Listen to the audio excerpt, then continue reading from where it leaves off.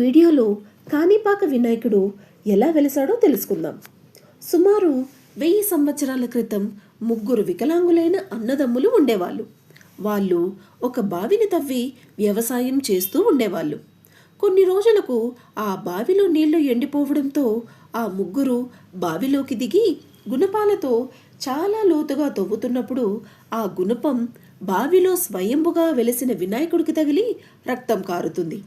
ఆ రక్తంలో తడిచిన ఆ ముగ్గురి అన్నదమ్ములకు వారి అంగవైకల్యాలు పోతాయి.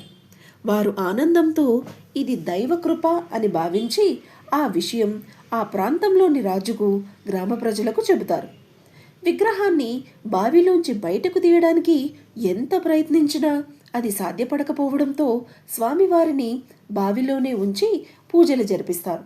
ఎన్ని పూజలు చేసినా రక్తం ఆగకపోవడంతో స్వామివారిని ఇష్టమైన కొబ్బరికాయలు కొని వేల సంఖ్యలో తెప్పించి కొబ్బరి నీరును ఆ బావిలో వేయడంతో అక్కడ కొబ్బరి నీరు పారుతుంది.